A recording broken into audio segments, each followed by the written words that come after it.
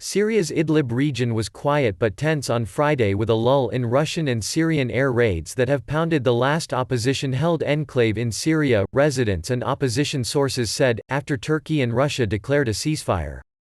Turkey and Russia agreed to the ceasefire deal Idlib on Thursday, their two leaders said after talks in Moscow to contain a conflict that has displaced nearly 1 million people in 3 months. L8N2AY303 residents and fighters in the region said main front lines that have seen heavy air strikes by Russian and Syrian jets, and intense Turkish artillery and drone strikes on Syrian President Bashar al-Assad's forces, were quiet hours after the ceasefire came into effect at midnight. Witnesses said there was only sporadic fire from machine guns, mortars and artillery by Assad's forces and Iranian militias on some front lines in northwestern Aleppo province and southern Idlib province. In other areas, scattered fighting began to subside, activists said.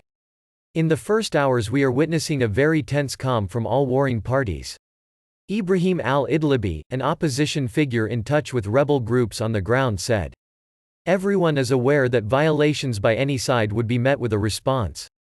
But this a very fragile truce. Syrian state media did not report the latest ceasefire deal and the opposition cast doubt it would last amid criticism that it does not address a main Turkish demand that Syrian forces withdraw to the edge of an Idlib buffer zone agreed in Sochi between Russia and Turkey in 2018.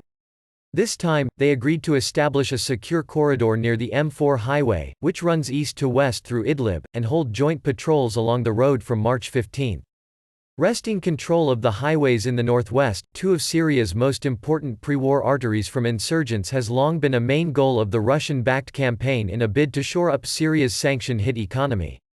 To the dismay of Assad's opponents, the agreement did not mention a safe zone where millions of displaced people could shelter and from where they could return to the homes they fled to escape the Russian-backed offensive.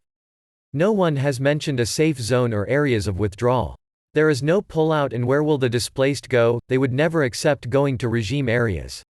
What we have heard today is not comforting, said Ahmad Rihal, a former general in Syrian government forces who defected to the opposition. The United Nations says the offensive has uprooted nearly 1 million people, the largest exodus of the 9-year war. These are modest results compared to the massive buildup in Turkish troops along the border and inside Syria, Rihal said, referring to more than 15,000 troops that Syrian opposition sources say Ankara had brought in to halt advances deep into Idlib province by the Russian-backed offensive. There have been several ceasefires over Idlib. They collapsed after the Russian-backed forces pressed their offensive and gained ground.